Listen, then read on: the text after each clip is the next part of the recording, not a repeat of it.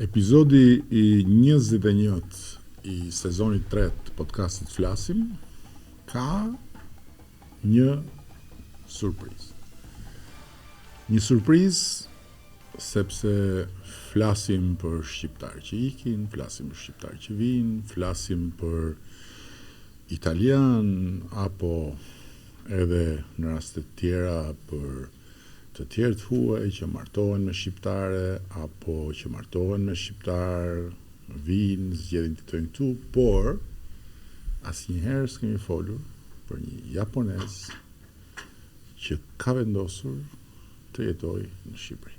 Dhe jo një japonez do si do, por ambasadori I Japonisë në Shqipëri, I cili përthuajse 40 vjet ka punuar deri në nivelin e zëvendës presidentit të kompanisë famshme Mitsubishi, që duke mbyllur mandatin e tij të fundit në karrierë,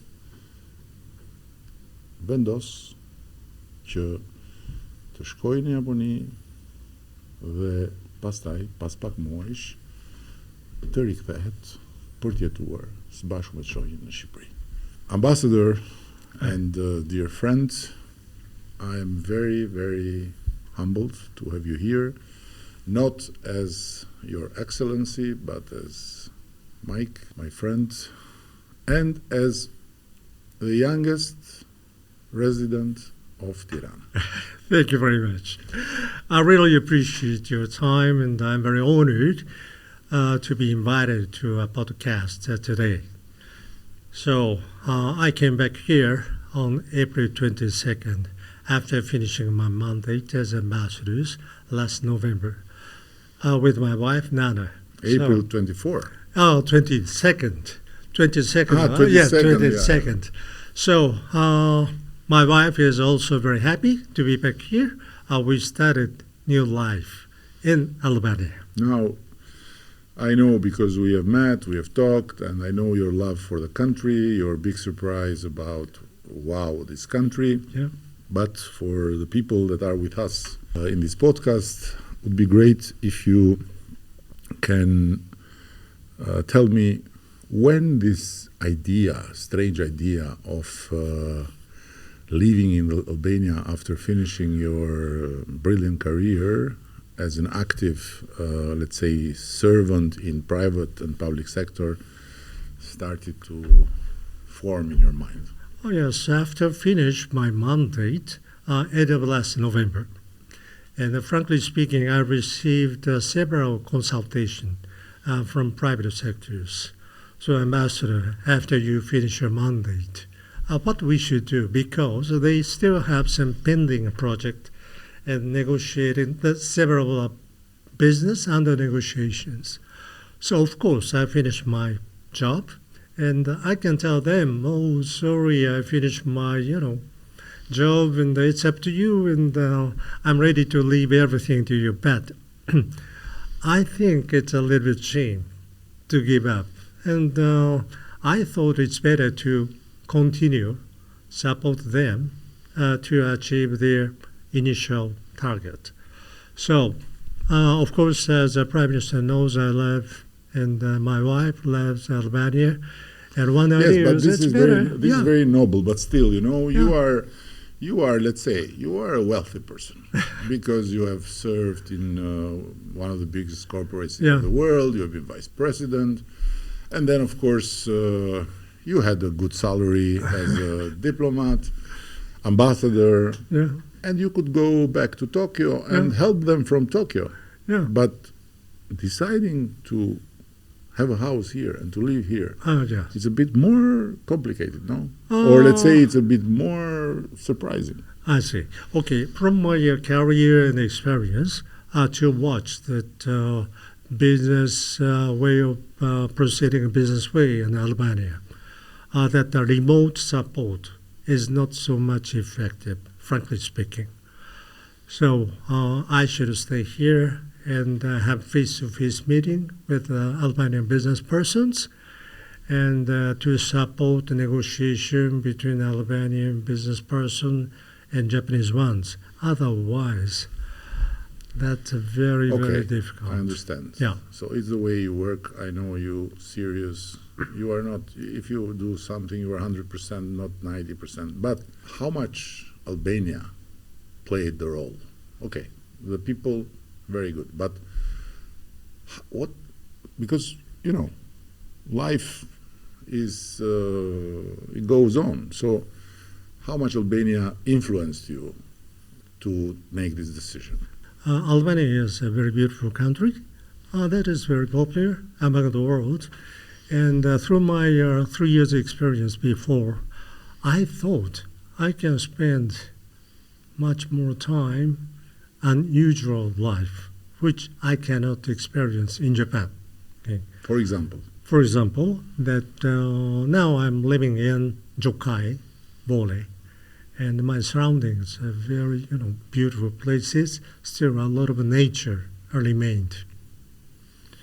And I can get organic homemade yogurt, fresh milk from neighborhood. So such life I cannot do in Japan. So you are exaggerating, no? Oh, no. Because I'm not, because thanks to you, yeah. I visited Japan. Yeah. And you know how mesmerized I was. And among all the places, this is one that has just went beyond every imagination. And nature, of course, there is a lot of nature in Japan. And then there is everything there. So Tokyo, of course, is very dense. Of course, you don't have nature in the neighborhood, but still, So you are not exaggerating a bit? Not my personalities, but Tokyo, Japan is very beautiful and very clean, very convenient. But too much convenient for me. So I believe I have some nostalgia to be back some 20 years, 30 years ago in Japan. So Albania still has such situations and occasions. So to enjoy life is much more important for us. And when you were nominated to come to Albania, did you know anything about Albania, or was completely unknown? Frankly speaking, almost zero. Zero. And what you thought? Wow, where I go? Well, that Albania first time, and I started checking the map. Where is Albania? And I found, that is a very good location in front of Italy, north of Greece. My wife also very surprised. That must be a very nice places. Then first thing I did was I started checking website in Albania on Google Japanese versions, but I couldn't get enough information. And next day I went to bookshops. I started checking available books, but only a few. And I bought of them and started reading, and somehow I got outline about Albania. But still, a lot of questions. Anyway, let's go there. And of course, my predecessor, Ambassador Ito, called me up and congratulations, you are appointed as Ambassador of Japan to Albania. You did not know about Albania, but it's a very good country, wonderful countries.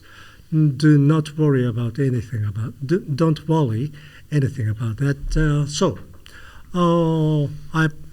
I trusted his words and came here. That's very good countries. What was your first picture of Albania? Oh yes, my first impression was very vibrant countries. Okay, looks like 30 years, 40 years ago, Japan. Very, many people are very positive and want to develop a new business or to reform something. So I felt that very vibrant countries and energy I felt. That's my first impression. What was the first thing you saw? The mountain? Mountains. And then from the Tirone airport to the cities, that road and some fields and farmland and some buildings, roads and the constructions. At that time, I had some traffic jam, but I found a lot of constructions in the cities. So again, I found this growing up countries. That's my first impression. And then you arrive, you settle, and you start meeting people. Yeah. So what was your impression of the people when you met people? First impression was very friendly, and they had a meeting with me with much hospitality, and they are so kind. Give me a very good advice, and so on. So of course, it's a little bit. I found a little bit difference of cultural background. Okay. So as you can see, that Japanese people is very diligent, work very hard and very punctual, and we're planning everything precisely, and to keep deadlines and so on.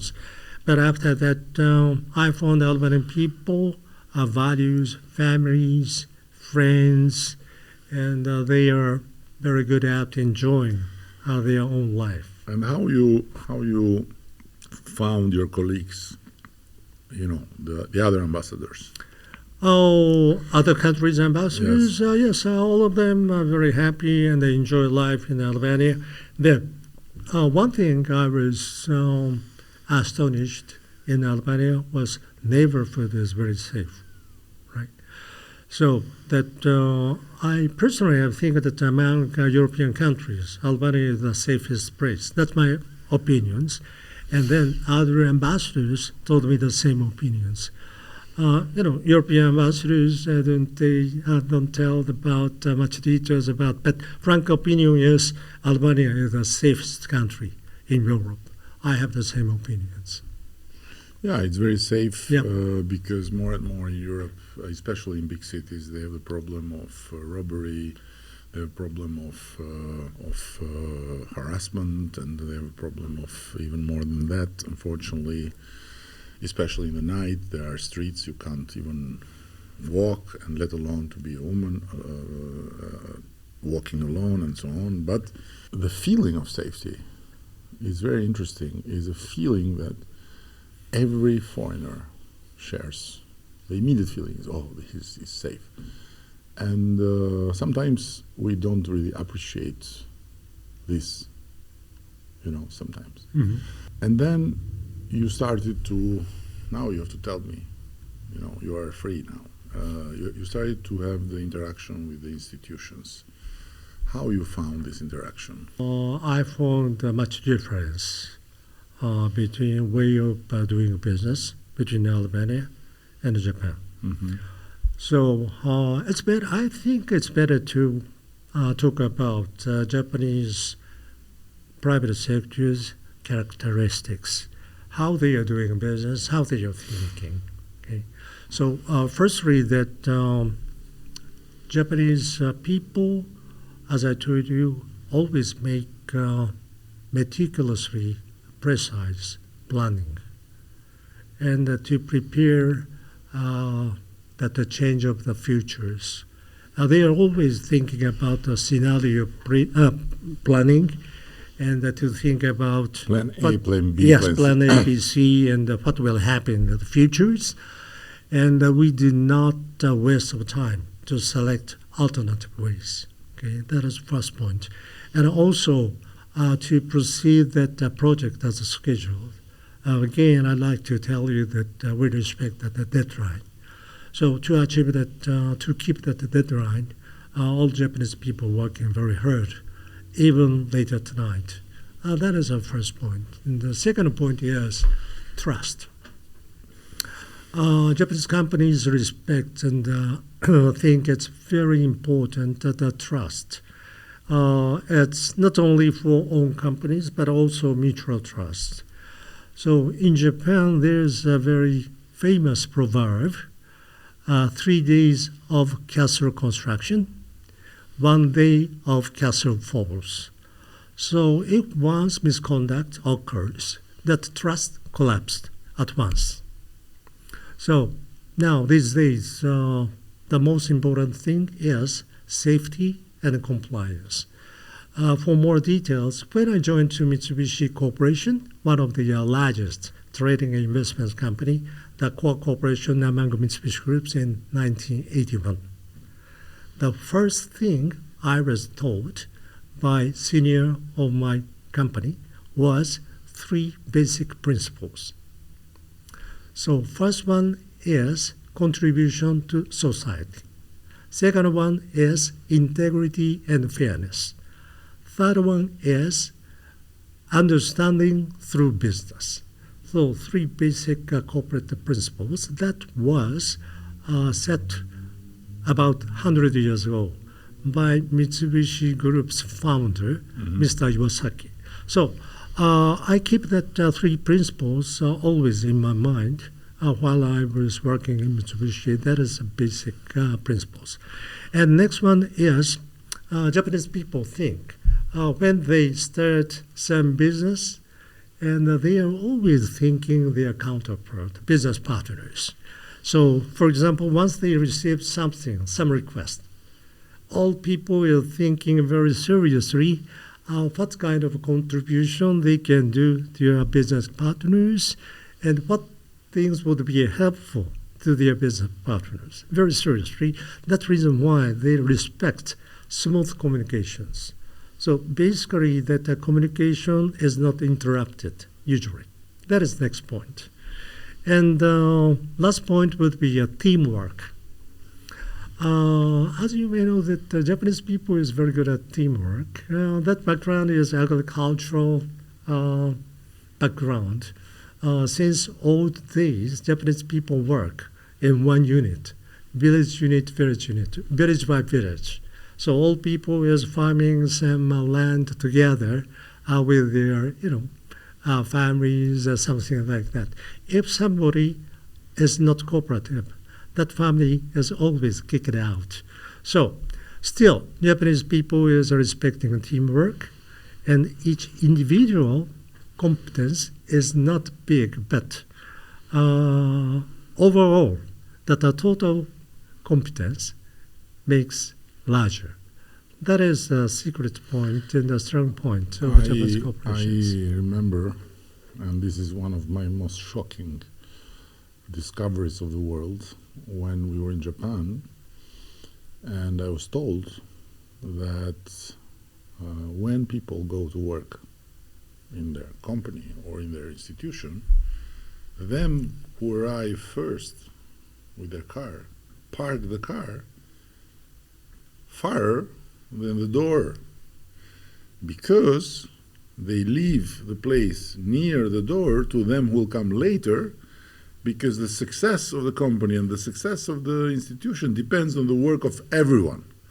And this was, and I wanted to ask you, if you go back to 30, 40, 50 years, when Japan started to take shape, what would be, in your opinion, the key, or what were the keys of success? So what you did in Japan that transformed Japan from a country that was poor, that had so many problems, in a country that shines in the world like a role model? Oh, that period was I still was a kid, and before I was born. But at the end of World War II, that Japan was nothing. Everybody was, everything was gone and burnt out. So we should start from scratch. And Japan is a small country, and the disadvantage, no natural resources. So we should make something for export. But to achieve that target, we should import raw material. So that the basic business model is to import raw material, natural resources, process, add value, and export. Otherwise, we cannot survive. So all Japanese people understood that point. So should pay something to import, make something, add value, export to get revenue. So to achieve that target, everybody recognizes should work very hard. And this implied a very, very competitive education system, right? Exactly. So I recall my childhood. I went to a private kindergarten and primary schools. In my case, I went to a very good primary school. That primary school used to be for the children of Army and Navy officials. So in due course, the education is very strict disciplines, and the teaching method is very high levels. I had to study very hard, but of course I, took part of club activities. I played candles, but that is a very big influence in development of my character, I believe. So again, I like to tell you that as Prime Minister knows, Japanese educational systems is their teaching discipline, and not only at school but also at home. Discipline and solidarity. Yeah, exactly. I believe that is key success factors to get the solidarity of Japanese people to start from the scratch after World War II. All of them worked very hard, and to our... I remember when we were together to go to enter this temple, and it was a long queue, very long queue. Yeah. Everyone was standing, quiet, or reading, or looking. And I said to you, what would happen if we go faster? And and you said nothing. And I said, how nothing? We will go and they are waiting. You said nothing. Nobody will tell anything. I said, how possible? Anyhow, we did it in Albanian way. We went faster. Nobody. And then when we got out of the temple, I said to you, but what they thought of us? And you said, maybe they think you were crazy. So they are sympathetic. Okay, these people are nuts. No. Ambassador, I want to come back to Albania and to ask you about your family life. You have a very admirable wife, and she's a very good cook. And but how is life when you have to go work all the time, and your wife is there waiting for you? And is this how is this in terms of tradition, and also in terms of modern times? It's a sort of tradition in Japan. And a housewife, these days it's changing. Okay, so but for my generations, housewife is keeping, doing housekeeping. So this was the norm. It's a norm. But my wife's case doing the same thing, but in addition to that, she has good hobbies, playing the flute. He loves the music, and also he loves the natures. And so when you told her that you would like to come back and to live here, what she said? Oh yeah, that's right. Just after I made myself, of course I should tell her that I needed her to be with me, and then I decided I want to be back to Albania. Okay? How do you think about it? She agreed to my opinion and ideas without any problems. No, democratically, not... No pressures, no pressures. Of course, I'm watching her, response. Oh, really? That's very interesting. Frankly speaking, he wanted to live here longer. We spent only 3 years, and so no problems to extend. And now, beyond your, your occupation of work with these Albanian businesses, you connected Japan, and you want this to go further and to materialize in a bond between the two countries through business. What are your plans about your free time? What you want to do? What you want to explore more in Albania? You have seen a lot of places here. Oh yeah, that's right. Already visited. Where you would go back? Oh yeah, that is a very good, but difficult questions. As Prime Minister knows, I visit most of major cities and surround between culture and almost all also in the cities, and the north too. And I love nature.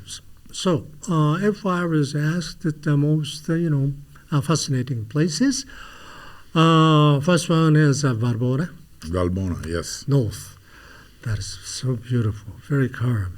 Okay, a beautiful mountain. You have been to Theth? Oh yeah, Okay. that's too, Theth and is also very magic. much too. I had a spiritual experience, and also that I like Blue Eye in South.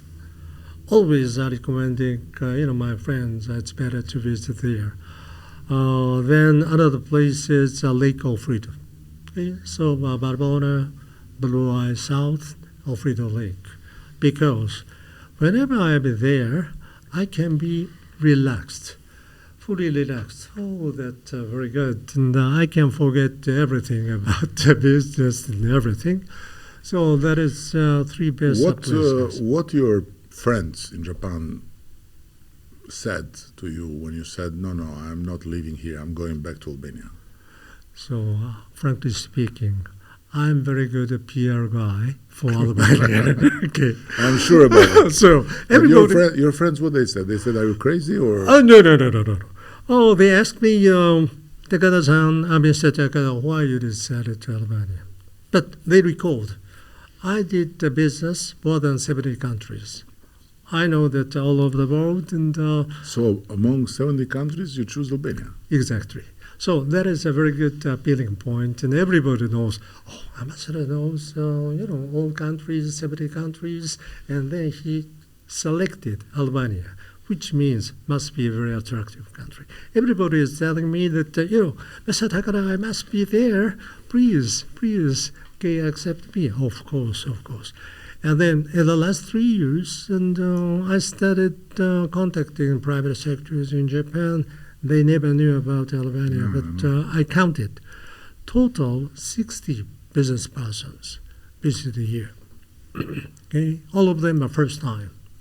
And always I'm asking, what's your impression? All of them told me the same word. It's amazing. Oh, totally different word I ever heard in Japan, and I wanted to be here again. Some business person came here in the last 2.5 years, 7 times. It's amazing. Almost, every quarter he is coming here and trying to find new business opportunities. Likewise, for Japanese. So Albania is very attractive countries, I can guarantee you. So to promote tourism from Japan, now a number of tourists from Japan is started increasing, but still very limited. 2 reasons. We need more promotion. And airway. That's right. That physically remote, 22 hours by air. So while I was ambassador, I got a good proposal from Minister of Tourism to invite a travel agent from Japan and to have them deepen their understanding to make a very good package tours. But unfortunately, it's not materialized, but that is a very good idea. We should work on that. Yeah. Then once we promote, of course, together with your embassy in Tokyo, that is very important to promote tourism among Japanese peoples. I believe it's still very potential because very experienced Japanese tourists still looking for new destination. And I'm telling to travel agent to Japan, Albania is the last resort in Europe. Must be a best destination for Japanese tourists. And the last question, of course, everyone has the right to make his mind, everyone has the right to decide, live here, go there, and I don't want this to be like you preaching to. But anyhow, what would you tell to an Albanian that thinks, no, here it's not worth, I'm going? What would you tell? I believe it depends on that each person's positions. Basically, they are looking for higher salaries to earn more monies. But once again, it's better to review in the life in Albania. and to try to find good jobs. And on the other hand, Albanian corporations and private sectors should think about the situations and to create the new jobs, which they can pay more salaries. So I'm not sure that how much I can contribute to the sectors, but my basic idea is if I find good business opportunities collaborating with Japanese companies to make joint ventures in these countries, we may a good collaboration joint venture to add values. In that case, that joint venture pay good salaries to keep capable Albanian youngsters. So that's my dream. Thank you very much. That's my pleasure. Thank you very much, Prime Minister. You never stop dreaming, and this is what makes you be always young, always energetic, and be not just a good Japanese, but also a good Albanian. Thank you so much, Prime Minister. Ky ishte qytetari I pari japonez I Shqipërisë, një personalitet në botën e biznesit japonez, siç thash, zonës president I korporatës gjigande Mitsubishi, që pasi ka vizituar 79 vendet botës, jo si turist, po për punë, ka shkuar, ka ardhur, ka shkuar, ka dhe pasi shërbeu dhe si ambasador Japonisë, vendosi që vendi për të jetuar është Shqipëri.